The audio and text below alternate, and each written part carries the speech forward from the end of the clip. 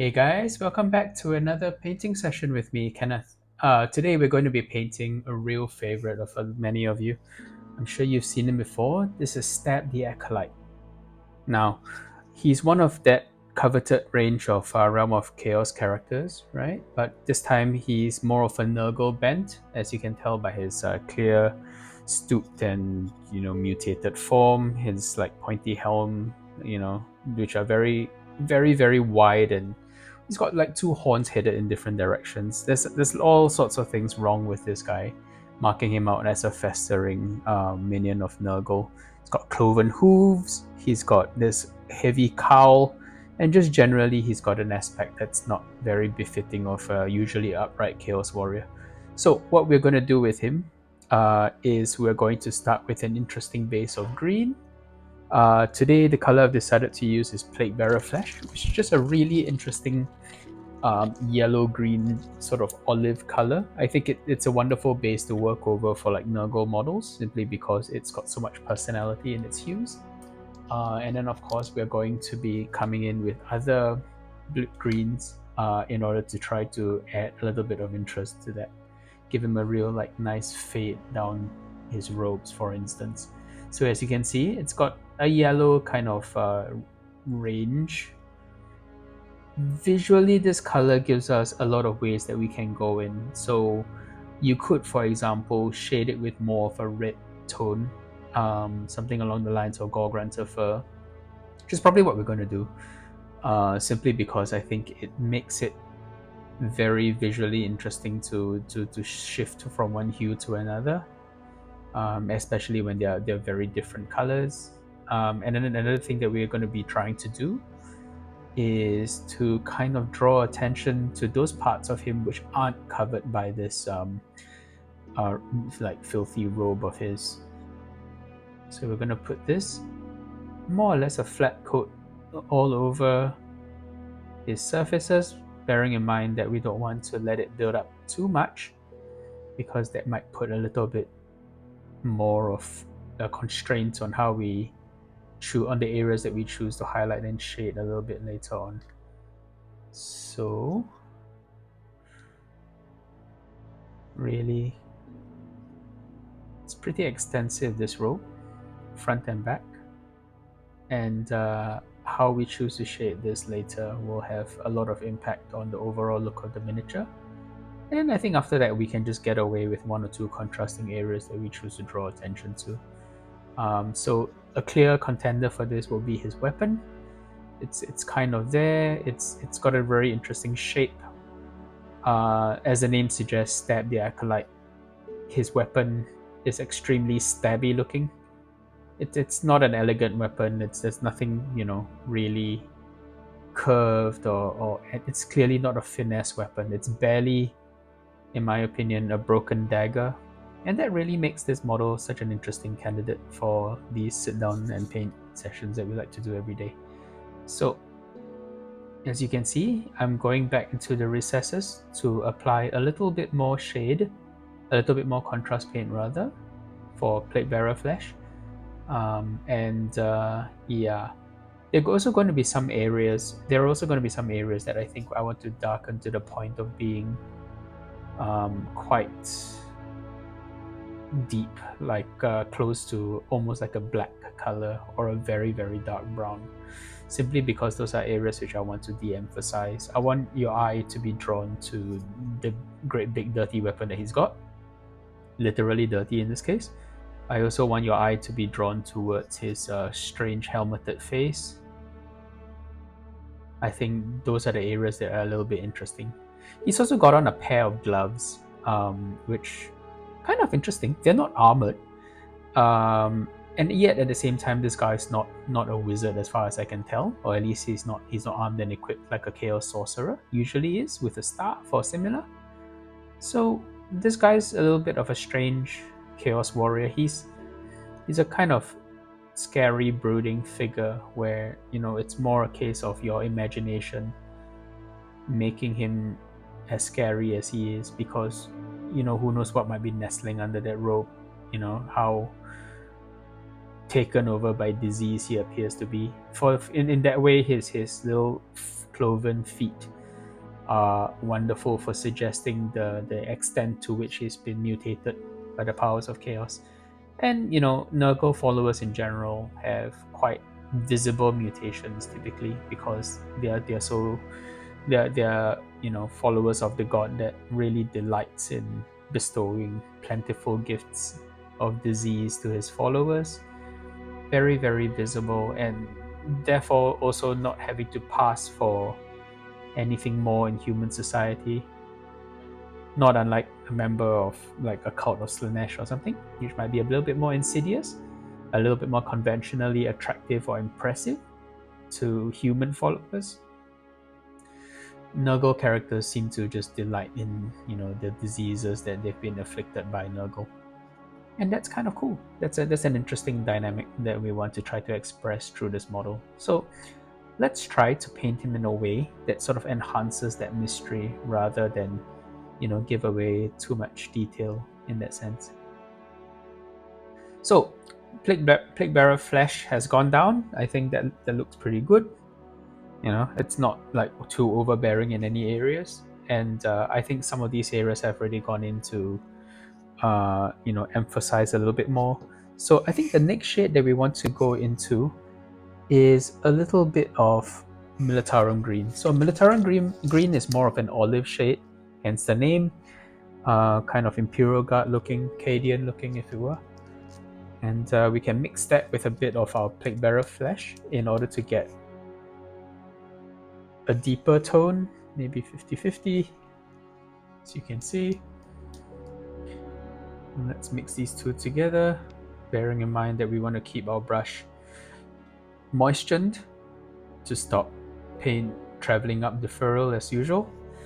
And this time we're going to go in and we're going to apply this to some of the shades, some of the recesses. Now that's pretty strong.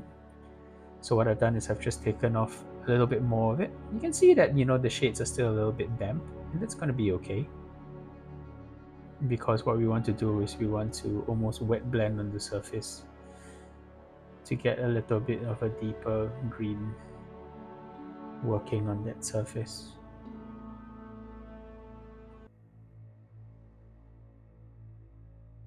So one challenge I have encountered while working on these like sit and paint sessions is because I use a lot of contrast paints. A lot of the time, I'm beginning to find that I need to cater a bit more time to drying. So what I've done is I've set up a little hair dryer, and that will hopefully speed up drying time on this channel. I think I don't foresee myself having to use this extensively, only at key points of the video. And then when that happens, I'll let you know, and I'll take a little break to go and sort that out off camera so that you don't have to hear, that ear bursting noise of that hair dryer. I mean, from your point of view, it'll just be a quick cut, and that's basically about it. But yeah, I think that's become quite essential, I think, for my sanity, because it's been a little bit harder to avoid mixing paints on the surface of the model sometimes.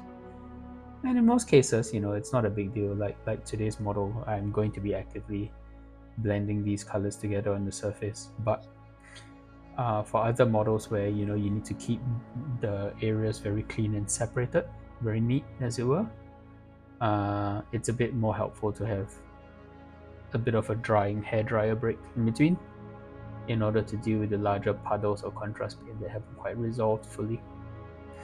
So adding this to the recesses gives us something of a more traditionally shaded green, gives us a little bit of definition visually without resulting to any highlights so far, and that's kind of nice. So as you well know, my painting style, I really enjoy working with contrast paints, like just just building them up, layering them on. There we go, that's the word. Layering them up onto the surface to give the illusion of just a bit more visual depth.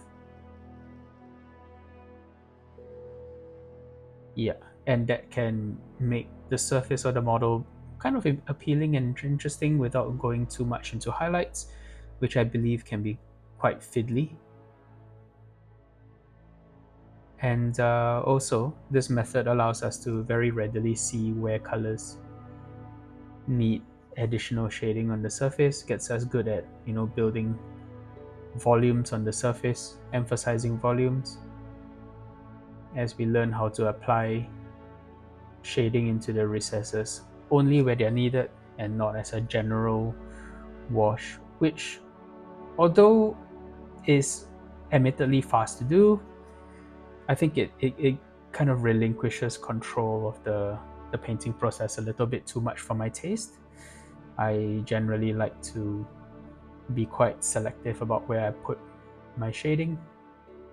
As I'm sure you've heard me talk about many times by now, I think this is one way that we learn to become a better painter overall, by being a little bit more selective about where paints go, and not just being tied down to the way gravity would act on the surface of a model. So there we go, a bit of green, and visually that's already made his outfit a little bit more interesting. Now the last thing I want to do before we move on to other ways to brighten his outfit would be to add a fringe of Gorgrunter fur around the edges of his costume. I just like the idea that this guy is absolutely filthy, right? And I think we can convey that visually by adding a little bit of a reddish brown around the fringes of his outfit. Yeah. So, but what we'll do is we'll give this a little bit more time to dry first, and we'll come back to it later. The next thing I want to turn my attention to immediately would be the tiny amounts of flesh that he actually does have showing. So unlike other Chaos champions, this guy actually has champions of Nurgle anyway, this guy actually has small amounts of flesh showing. And it's just at his elbows and around his feet. But that's kind of an opportunity to add an interesting color to him. As you can see, he's very green now. And I think one way that you can make Nurgle models generally more interesting is by adding a variety of greens or blues or other hues that help to, while not diminishing the overall, I mean, the model should still read overall as green, right? Greenish. But it would help to have other colors on the surface in order to make the model visually more interesting. So what I've added here is Gryphcharger Grey, which is I feel the perfect candidate to add a little bit of weirdness to that little bit of foot showing at the bottom. When you add other colors to what is essentially a greenish yellow kind of color for Nurgle worshippers, I think it's important not to choose colors which are too primary looking. You want to add more subtle colors like teal or orange or reddish brown, because I think those work with the green really well without overpowering it. And I think that's the perfect way that we want to express extremely necrotic flesh on this miniature without resorting to, or breaking away too far from the green tinge that the model has overall. So we're going to be highlighting this later with something approaching a flesh color, and that again gives us an interesting dynamic. So that's just his elbows done, as well as the flesh on his feet, or at least those things that the hooves seem to be edging on. That's right. Okay, so a little bit more on the edges just to make sure that there is enough of a boundary, and I think that's good. Okay, so the next thing we want to do, I think, is to move on to block in the silver. Now I had a bit of think about his horns. One thing that comes across on this model, maybe not so clearly, is that those two things on his horns, these little loop-de-loops, you can either read them as, you know, just metal hoops to which like objects like this giant round pan are attached, or you could just use them as, you could just do this entire end in metal. It's an intriguing point because I think this model, there's not a lot going on to it. So visually, I think what you want to do is to try to figure out how much of the model should read as metal. And because this is a Nurgle model, it's not going to be straight silver, right? It's going to have some color to it. So it's more than likely going to be some coppery or bronzish kind of color, because those read as rust better. So we're going to be achieving that by just blocking in silver first. So this is Vallejo Air Silver, which is amazing color, love it. And we're going to be applying this more or less evenly over all metal areas first, although I think we're going to be layering on so many other colors that it's not going to read as just straight silver like for long. His face, his helmet, I think is also a prime candidate for introducing colors. So yeah, back to these horn things.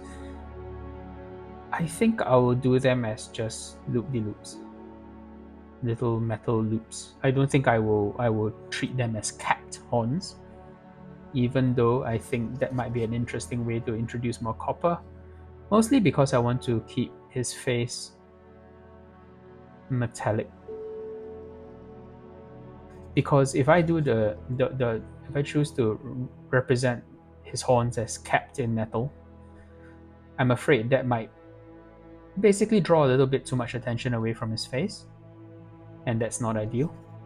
He's also got a bit of mail over here on the back, chainmail, and that will start as silver as well, and over which we're going to be layering other colors to make it a little bit more visually interesting, and to extend that Nurgle plague theme. That's more than likely going to be some variant of red or reddish brown or orange. So I mentioned that we were going to be doing the adding a little bit of like reddish brown to the hem of his cloak. This has been a little bit of time letting it dry while I work on other colors, so we should be able to jump in with that soon. Yes, his gloves. So something about this model's gloves, about Stab's gloves, reminds me of surgical gloves. So I think I'll be doing those in either a very dark brown or black, essentially, because that's just the right level of Resident Evil style creepiness. Alright, so there we go so far. I'm going to be jumping in with a little bit of reddish brown on the hem of his outfit. So this is going to be Gorgrunter fur, which is just a really wonderful color to use for any number of applications. I've used it to shade very dark flesh. I've used it, you know, to block in things like leather and so on.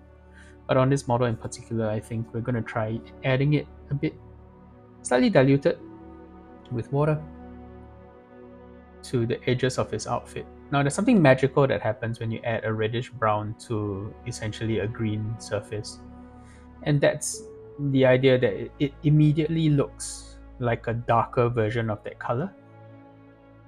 Okay, let me try explaining that again. So something about the reddish brown intensifies the shadows beyond what you would expect from simply adding a darker color to a lighter color to shade it. I think visually it takes us into a different kind of range, a different hue, and that has a really interesting effect on the way we perceive the color. It looks darker and more intense without being gray or muddy, and I really like the way that works on this miniature. So we're going to be adding this mostly around the hem of his outfit. But we're also going to be blending it into his groin area, because that's where it looks particularly horrible, frankly. Oops, a bit too much. Just tidy up with the finger as needed. Yeah. So this begins with just some of this Gorgrunter fur being applied into the recesses, the deepest recesses, and then when you mix it with a little bit of water, you can sort of take it and have it travel up his costume. You can sort of like blend it a little bit with the finger as you go. Kind of like how, like I mentioned this before, like how people who draw with charcoal sometimes use their thumbs to blend on the surface or their fingers to blend on the surface. We can do that too with contrast paint, so long as it's not sopping wet. Right, so long as we control the amount of liquid on the model, on the surface of the model, and it doesn't run everywhere, or so long as your fingers don't get too muckied up as well with wet paint. Okay, so a little bit more of this, and we start to have a really interesting base to build up highlights over later. As you can see, we've got essentially green on the model. The plate bearer flesh contains a great deal of yellow, so that's already taking us in a different visual direction. And then we've now got red, desaturated red in the form of Gorgrunter fur. It's kind of nice. And then we've got the Gryphcharger grey provide that strange bluish grey tone, which I think adds a lot of... Visually, it helps us distinguish his feet from the rest, his feet and skin from the rest of his body, which is kind of nice. Now, how heavy do we go with this Gorgrunter fur? I think we can go quite heavy, so long as it continues to give us a little bit of visual separation. We can also define the lower edge of his hood, which helps us understand that it works in a similar way to the hem of his outfit. I think one challenge that I often face with Nurgle models in terms of color schemes is that although the green is really nice, it's also got a tendency to look very monochromatic. Adding other colors to it in this fashion just really makes it visually a lot more interesting. And as you can see, somehow the red in the recesses is helping our brain understand the different depth of these crevices on the surface. It's helping us separate them visually, as if I was using almost like a black to shade those areas. So I realized that I missed out this area. It's okay, no big deal. I'm going to apply the Gorgrunter fur first, and I'm going to apply the plate bearer flesh over it again for it to blend in correctly. Nothing wrong with that. Sometimes if you miss out a little spot on the model, that shouldn't deter you from just coming back in and fixing it later. Yeah, so visually I think there's quite a bit going on now. I think that's quite an interesting look. Okay, I realize I don't have any pure plate bearer flesh now on my palette, so I'm going to fetch a little bit more. Blip, blip, blip, blip. Slightly tongue-tied today. No matter. Let's go. So that's the spot that I missed. Let's put a little bit of this in there without interfering with his flesh too much. I'm going to run this all the way down the edge here as well. These being areas that I missed earlier. And yeah, making sure that I cover this area as well. So now the other thing I haven't addressed is his fur coat, or the top sort of fur lining to his outfit. It's an interesting area of color. It's an opportunity to either go really wild with it or use something relatively safe. To be fair, I feel like we have put in quite a few colors. I'm going to put in a little bit of the earlier mix of Militarum green and plate bearer flesh as well into this little recess over here, because I want it to be fairly dark. I think more than likely what I will do is do it in black, simply because I want to try to limit the number of colors that aren't in that sort of green brown range. But I don't think there's a particular shade of fur that's too interesting. Maybe just a really deep green fur, or deep, well, brown fur. Perhaps I'll use rattling grime. Just really one of those useful toolbox colors to have. Can apply it to surfaces that you don't really want to draw too much attention to. Okay, I am quite happy with how he's turning out so far. Kind of grotty and disgusting, but in a really interesting way visually. So let's go right ahead and come in with that rattling grime. Ta-da! Rattling grime. So this, again, like I mentioned, is a really useful toolbox color for areas that you don't want to draw too much attention to. It kind of recedes really well visually on the model, while having a little bit more personality than, say, straight black. I try to avoid using black except where I really mean to use it, meaning where it's a feature of the color scheme. I like to avoid using black because black tends to not add anything to the party, the color scheme, so to speak, beyond just a really, really deep shadow. So black used correctly can be really nice and dynamic, but I like to try to have a think about what other colors I can use before resorting to black, because I think if you get too used to the idea of using black, it tends to limit your choices in terms of colors that you could use to add a bit of visual interest to a miniature.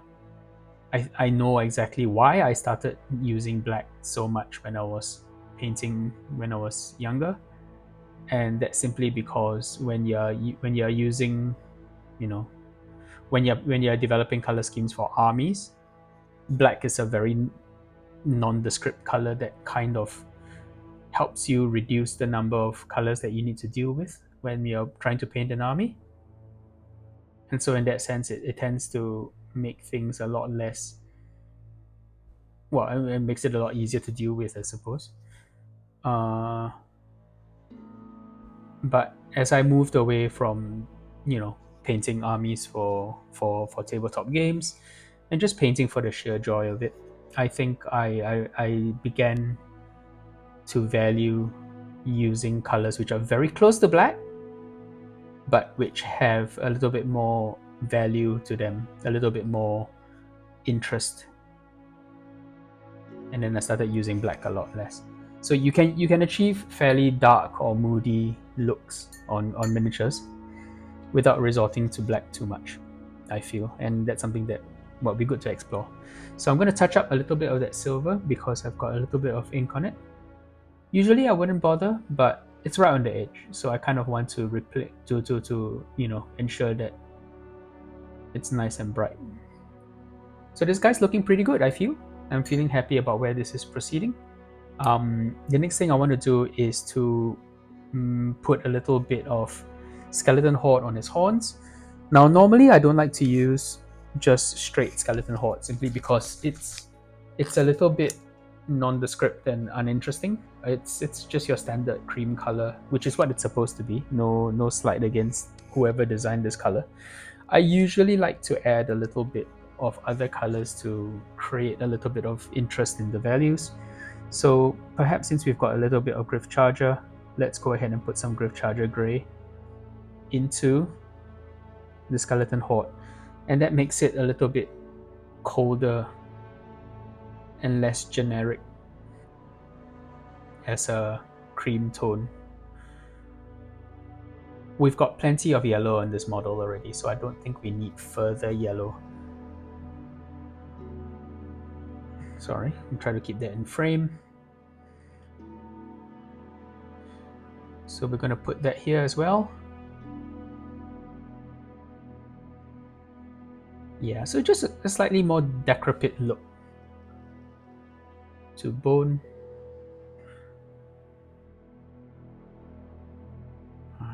know why I'm making that mistake, why I'm letting the model wander off the edge. It's because my lamp is in a slightly different position today. Sorry about that. I'll try to keep the model in frame as much as I can without messing things too much. The funny thing about painting models like this with the camera on is it makes reaching certain areas a little bit more difficult. But it's okay. We will live with it. We will do well with a bit of practice. So bear with me. I'm fairly new to this format still, but I think we can improve over time. So he's got a little skull over here, and I don't really think these are real skulls, right? I think these are cute little skull-shaped trinkets. They're simply too small. I mean, Realm of Chaos is dark, but I don't think it's dark to the point that these are actually tiny human skulls. So I'm going to do these in maybe a slightly more precious look, like kind of like bronze or gold maybe. Gold might be interesting because it's just another color that we can use to sort of add a bit of variety and interest to what is essentially an extremely green color scheme. The other interesting area are the wrappings on his weapon. Oh yes, I forgot to add the skeleton horde and Gryph charger to his foot. His little hoof rather.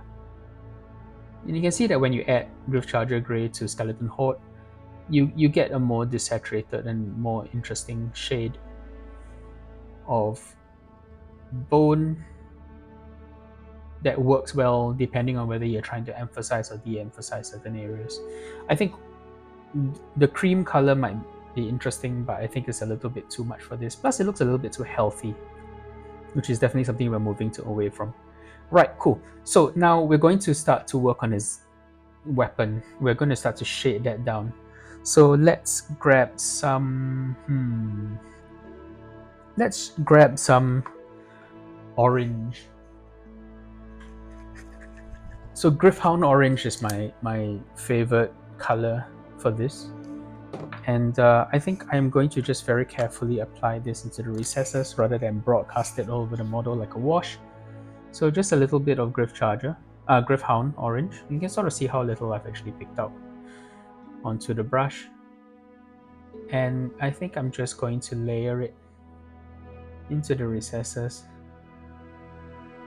just to start to add a little bit of a hue to the metal.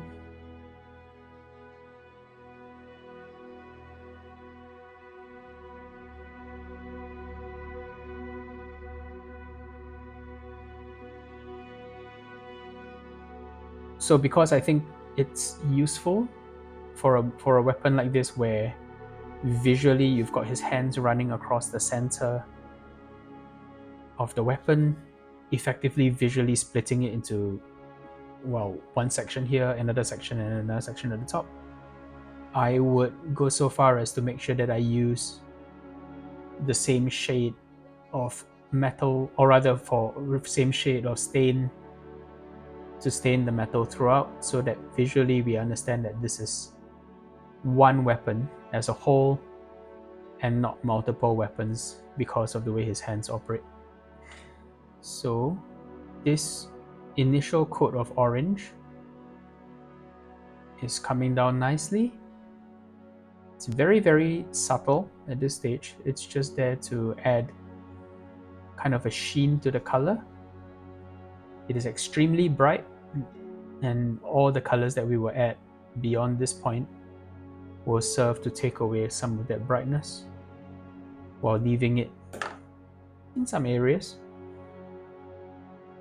just to make it visually interesting. There we go. So where you've got a weapon with a central line like this, I like to build up some paint on one side of it and another, and some more on the other end of the a little bit more a little bit on either end of that, well, not a fuller, but that raised line down the center of the weapon. This is similar to what people do for painting things like power swords, where they like to really emphasize that split down the middle of the blade, that raised angle. And that can be really effective when working with washers as well, so long as you don't let it travel too far over that middle section of the blade, that raised ridge that runs down the center of your blade. Okay, so his weapon standing out nicely, which is great.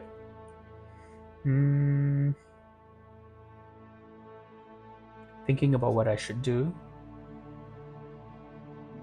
next. Probably his gloves. Let's do his gloves.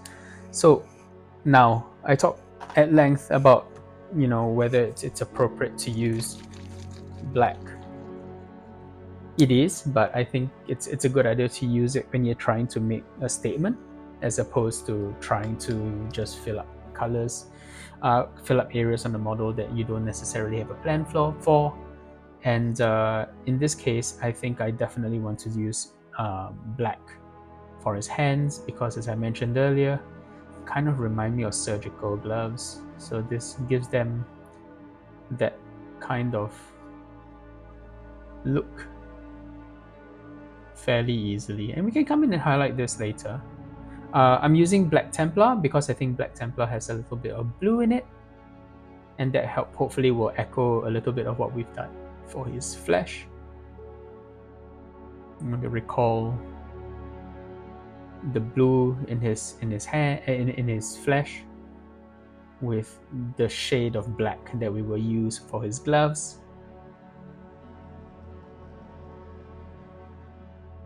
It's almost as if the gloves were a little bit translucent, and you can see a little bit of his skin through it. But if that doesn't come across too strongly, that's also okay. Just an interesting idea for those who might look a little bit more closely. I think you would see a difference if we had used, say, for example, Black Legion contrast paint to do that, simply because it won't quite blend into the surface quite as well. Okay, there we go. Yeah, that's looking good. Maybe we're going to apply a bit of silver for that bit that we missed, and hopefully it doesn't run too much. Okay, so at long last, it's time to maybe spend a little bit of time highlighting his outfit, since it covers so much room. Most of it is looking good, but I think we want to add a little bit of direction to the sweep of his outfit. So let's start by highlighting that. So Creek Khaki is probably the color I would use for this. It's kind of the right color for this range of colors that we've got playing on the surface already. So let's just go ahead and do that. Okay. So that looks a bit thin, but maybe that's okay. Right. So top of his knee.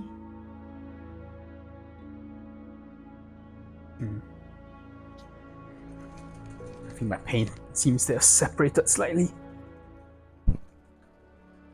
So let me give it an extra good shake.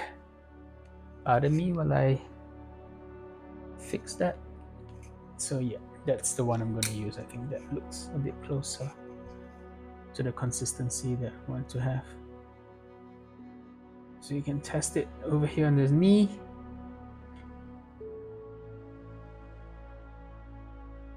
Yeah, I think that looks all right.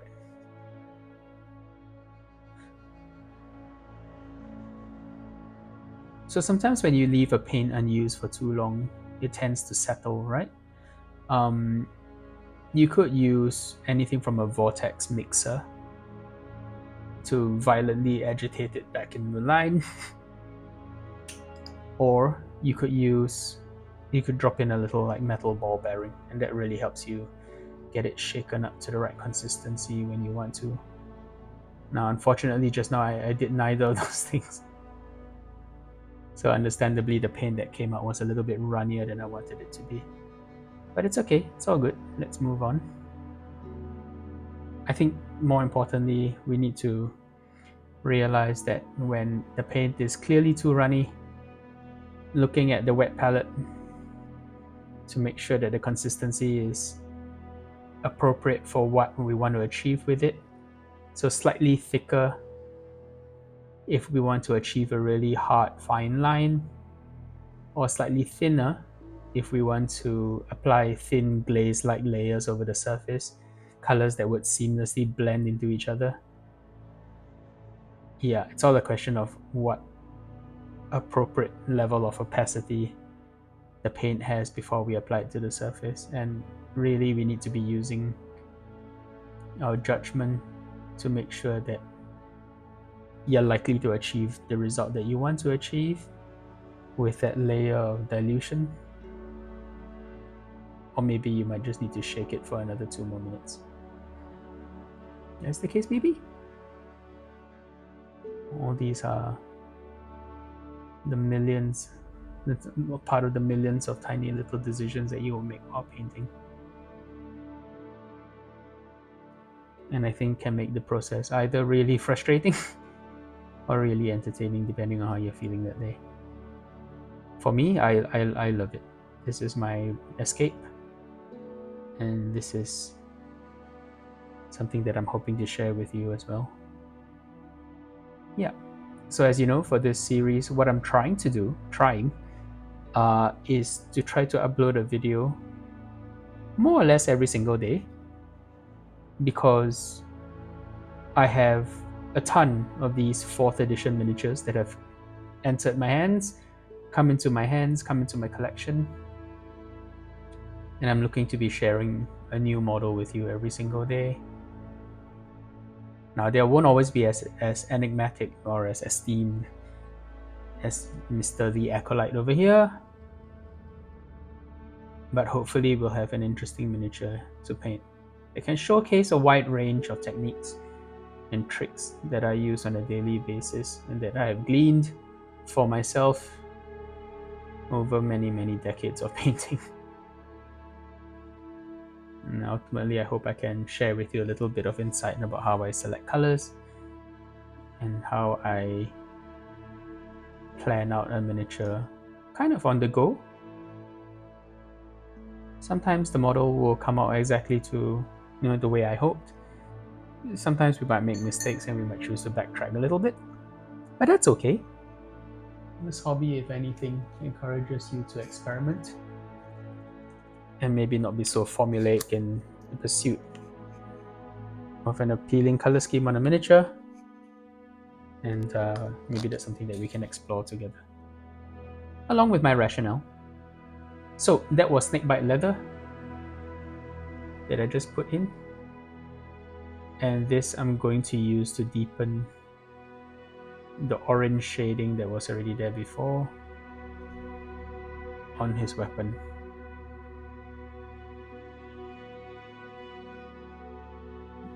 Now, because of how much I had cut the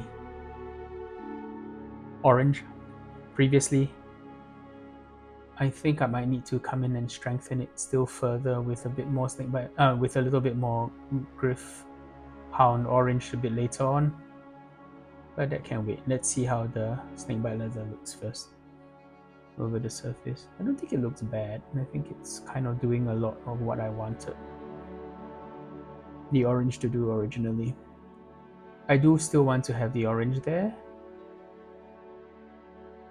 but the snakebite leather is looking pretty good as well.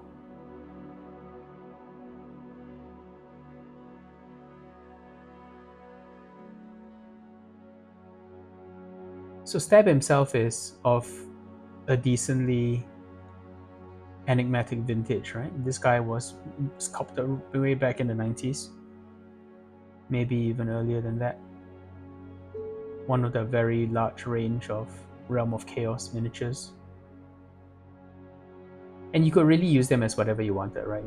They were essentially Chaos champions, which could be roped in for any kind of gaming that you were doing in the Realm of Chaos setting back then. Or you could use them in Warhammer, as they did. They've actually appeared in many a White Dwarf. And these models are extremely well loved because, they've got so much personality and uniqueness to them, which is really, really nice. Now, back in the day, you would assemble a warband for use in your tabletop games, a little bit like Path to Glory, which was a game designed with small war bands of very unique warriors in mind. You see a little bit of this lineage, this style of gameplay in things like Mordheim and Necromunda as well, just in different settings. And the idea was that your characters would sort of grow and evolve over time and take on different aspects, because the Chaos Gods will keep burdening them, or maybe rewarding them depending on how you saw it, with new mutations and things like that. They will continue to change and evolve. It's really compelling conceptually. So you get to see your characters evolve and change, often becoming a lot more lethal, but sometimes being completely useless. It's just how things tended to be back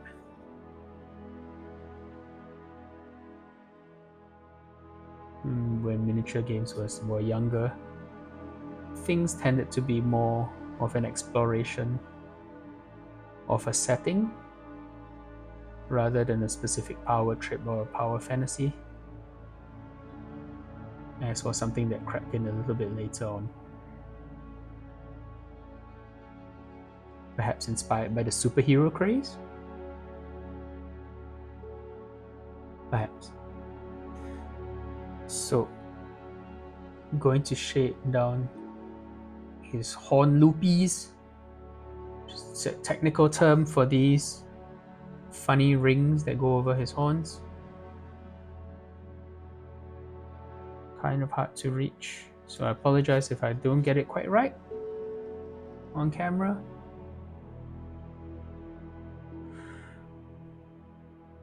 Close enough. Okay. So, I am going to go in and highlight his horns now. And I think maybe a little bit of that cream color might be a good idea. So I've got... No. I've changed my mind. I'm going back to my base color. My undercoat color, sorry. Which is silver grey from Vallejo. Right? Actually, I applied the undercoat as a spray, but this color is the closest analog that I could find to that color. It's not obeying me, however. The bottle is slightly clogged up. Judicious application of a pin will resolve that issue. Obey! So, let's apply some striated highlights on his horns. There we go.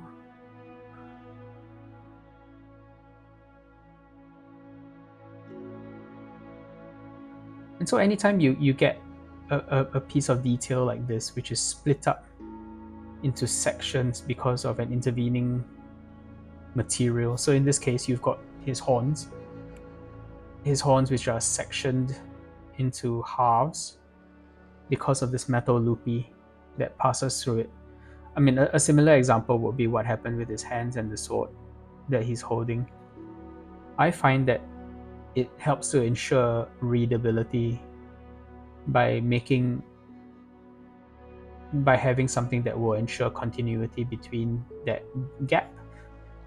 So for example, highlighting this as a series of striated lines as opposed to just a blend from dark to light cream, it makes sense to have these lines that pass from one end through this ring, kind of like this, to have it still visually read as one object.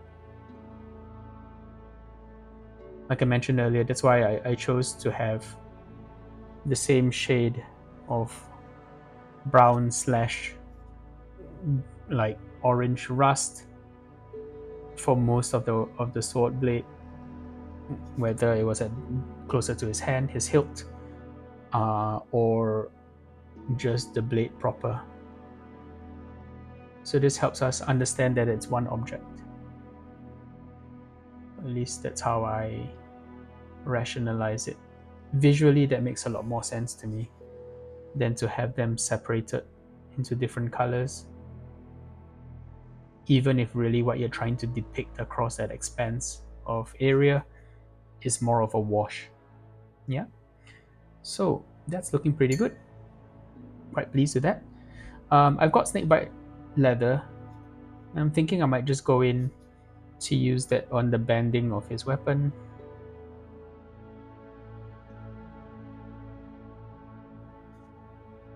Because this is a part of the model that I don't think I really want to draw too much attention to. And it's a close enough analog to the way we've shaded the blade. In fact, we did use snakebite leather on the blade earlier to darken it. So this keeps it within that same range of color without being too visually distinct.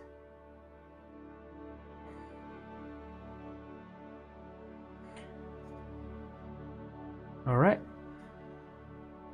Okay.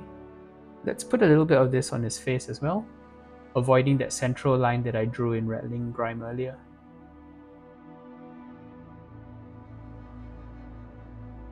Hopefully saving us a highlight.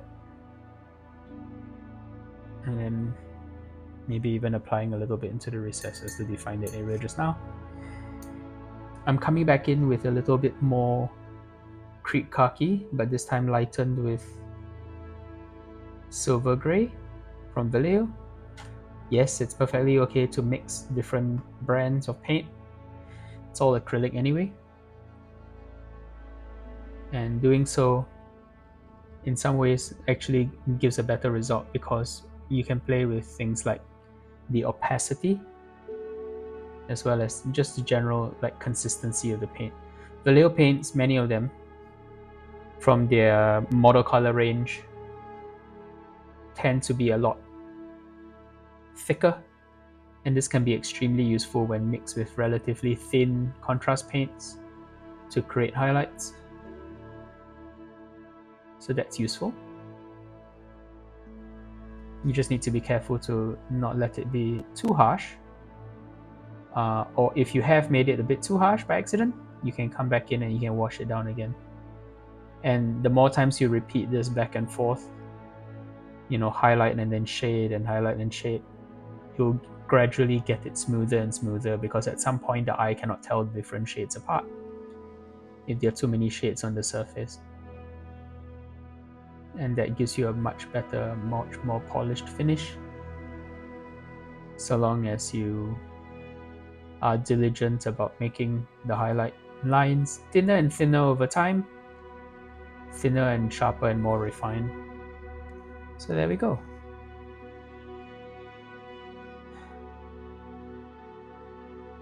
So I feel Stab is getting pretty nifty.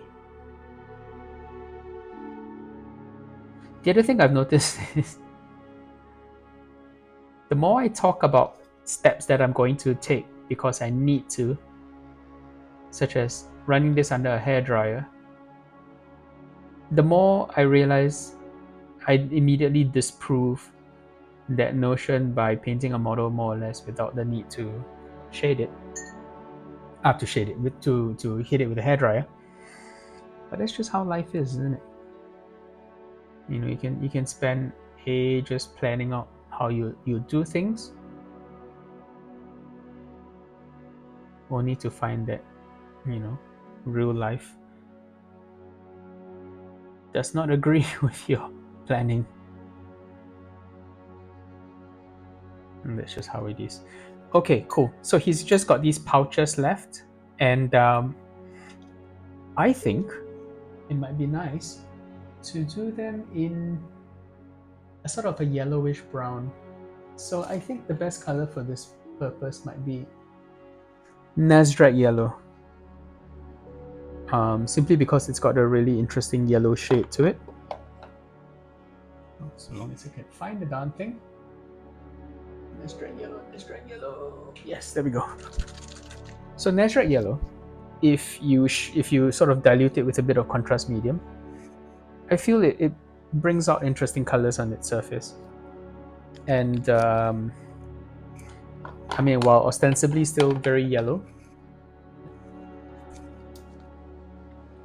over here while still very yellow, I find it does add. It does help you to bring out different hues on it, which is really nice. So there we go. That's that yellow tone. Yellow shaded with brown is how I would describe it. You can put them over all of these bags. And to differentiate them later, what we can do is run a little bit of flesh shade over it, implying rather chillingly that that's actually skin bags. Bags made of human skin. Great. I'm going to grab a little bit more of the snakebite leather. I'm thinking of what to do with the cloth now. Oh no, not the cloth, the chainmail. So let's grab a bit of chainmail, snakebite leather, run that across this, and then we'll come back in again with the orange to give it a little bit of uniqueness.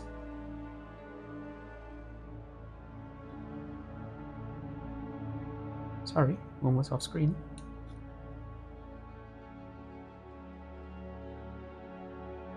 I'm still in the process of figuring out how best to organize my workspace. Every time I change things I feel to my liking, the very next recording session I figure out something terrible with it. And today's disaster, so to speak, little disaster, is the fact that my brush end keeps hitting against the camera.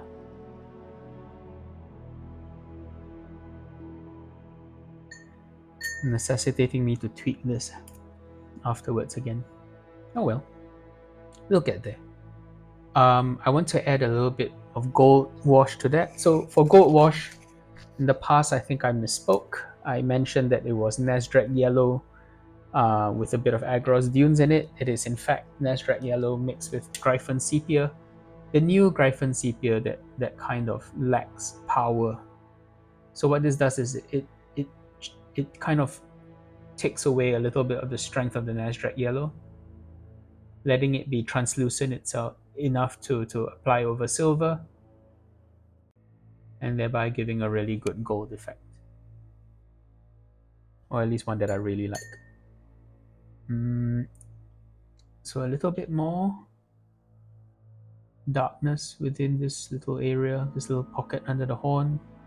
I don't think that's any particular kind of detail over there. I feel like that's just a little crevice. And then a little bit more to darken his hands further.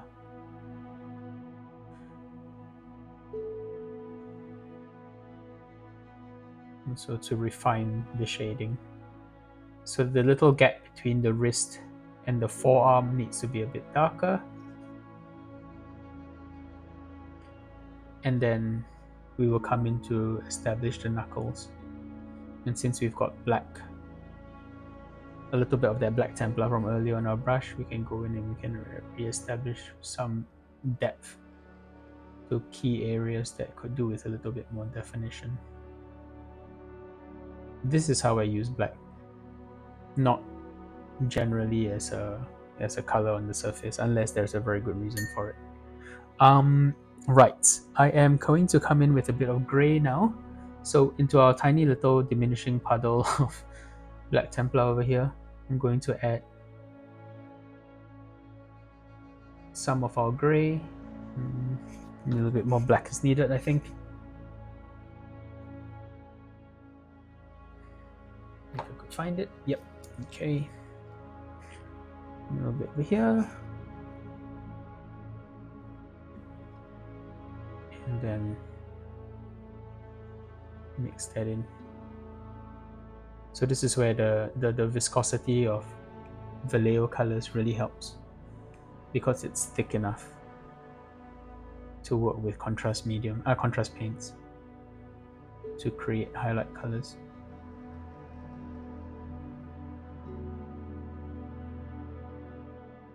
Yeah. So knuckles.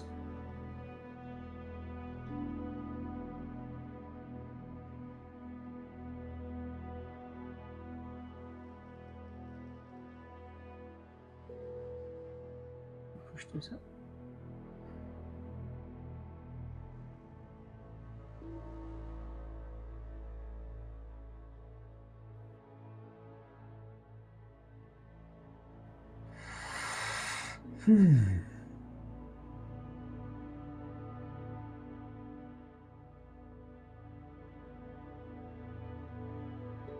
So when you're working with translucent colors over a light undercoat, the point where you start to come in with a highlight to touch up areas which will be showing through that undercoat, fixing mistakes, that would be showing through that undercoat. I find it particularly satisfying. So I had a bit of brown showing through on this knuckle earlier, and now I get to come in and fix it. So that's step 1. Step 2,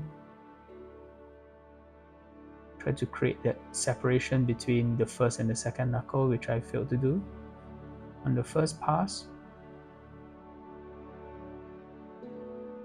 Kind of like that. You'll find that sometimes you make mistakes that you can easily catch in subsequent phases of the process, and thereby making it so that you don't need to immediately fix a problem when you create one, just so long as a later step catches it and fixes it for you. Yeah? Because I feel like one of the things about painting is we have a tendency to want to make it look perfect at every single step.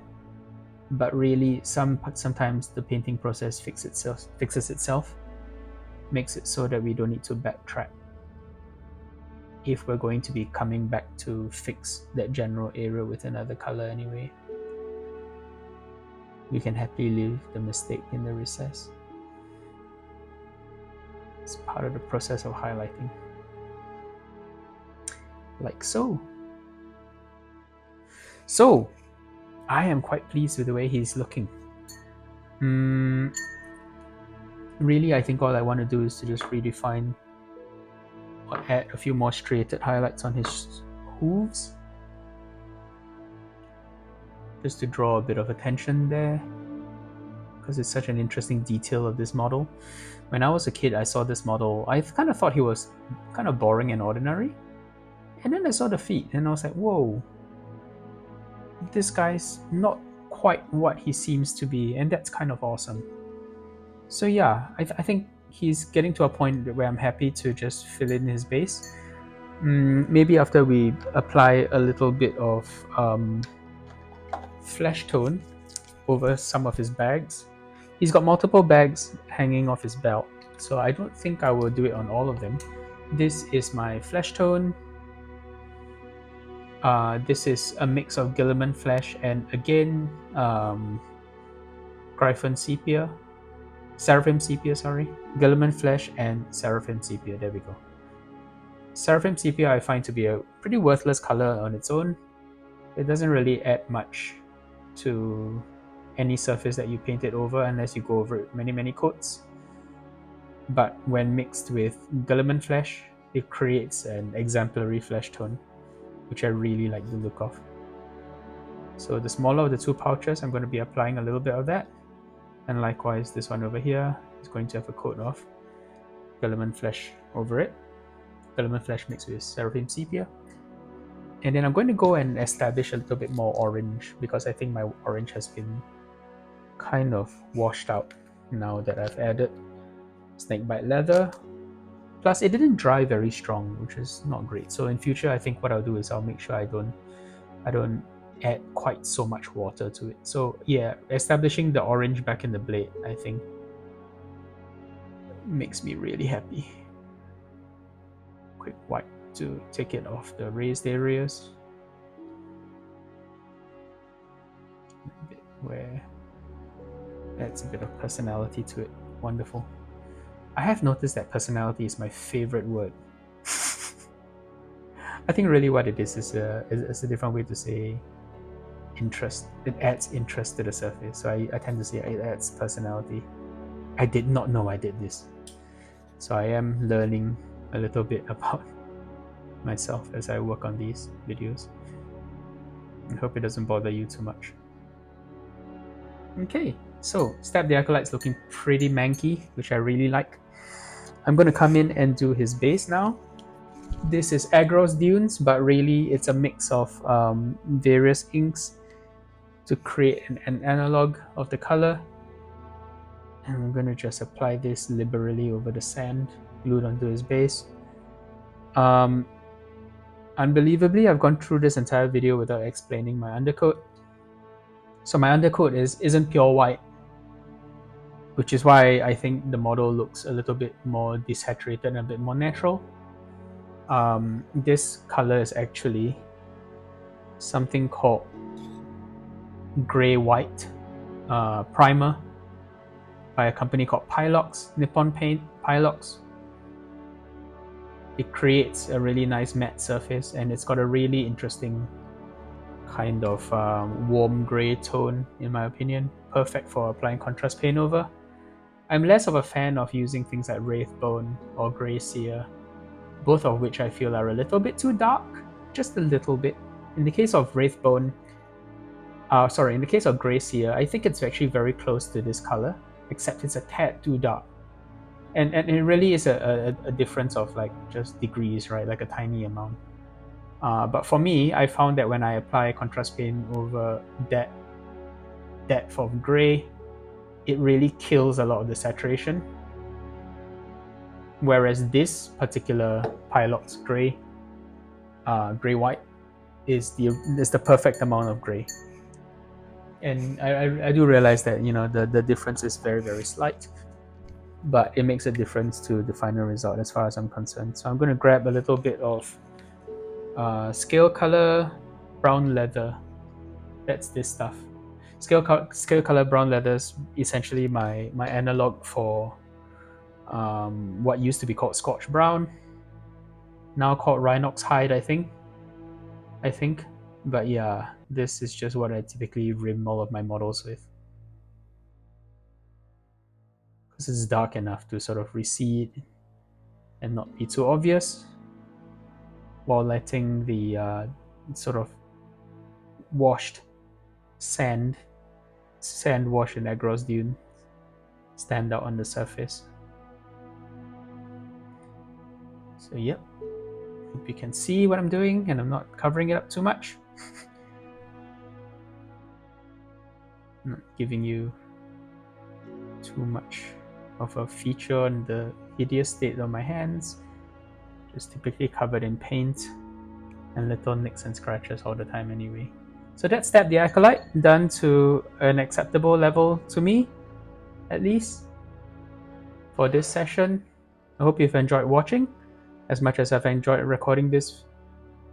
And if you can get your hands on this beautiful miniature, usually from places like eBay, or if they start to release it again for the old world, I highly recommend you get it, because look at the personality in this chat. Personality. That's an appropriate use for that word for once. Yeah. Alright, have a good one. Cheers.